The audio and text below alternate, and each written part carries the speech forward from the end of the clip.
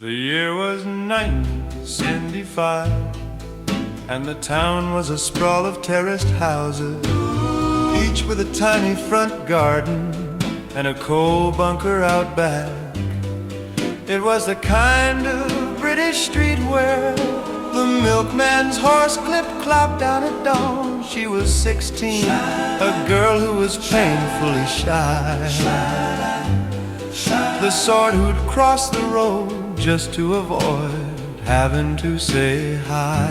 She spent her Saturday afternoons helping her mom around the house. Ooh, a shy girl.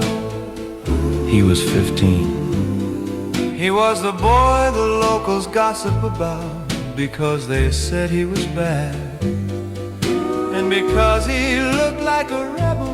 He'd saved every penny he could from his job to buy a heavy black leather jacket and a pair of leather boots. He spent his evenings tinkering with a motorbike in the back alley, grease on his hands and a defiant glint in his eye.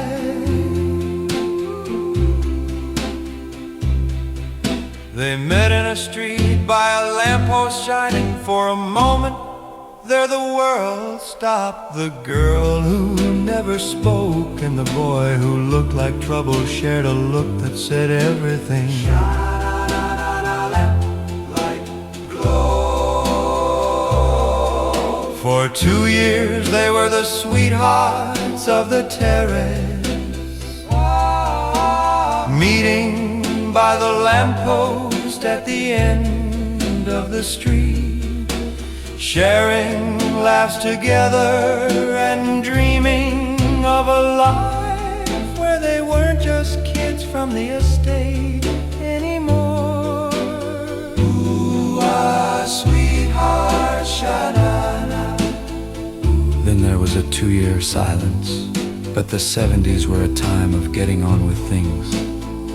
His father got a job as a foreman in a town 50 miles away. And just like that, the boy in the leather jacket was gone. In an era where letters were easily misplaced by protective parents, the silence between them grew heavy and long. For 2 long years, the street felt dark and gray. Silence, don't fade. She carried on with life and went to work in a local factory, her shyness masking a heart that felt like it had been broken. She watched the letterbox every morning, secretly hoping a letter would slide through. Meanwhile, was grafting in a garage, his leather boots scuffed from 10-hour shifts, but he never stopped looking at the compass, knowing exactly which direction led back to her. Sha-na-na, find your way home. The estate was preparing for a street party. The bunting was up and there was the sound of excitement in the air. She was standing by her gate, tucking a stray lock of hair behind her ear. She looked up and her heart nearly leaped out of her chest. There he was, 17 now, taller, his jawline set firm. He was wearing that same leather jacket and boots, and he had the same rebel glint in his eye that she always loved. He stopped at her gate. He didn't ask if she remembered him. He just leaned against the post and said, "I told you I'd be back, didn't I?" She didn't say a word. She couldn't. She just unlatched the gate and threw her arms around him, the scent of his jacket bringing back every memory of that street where they first met. He came back for me. Not long after, they got married in a registry office with just 2 witnesses.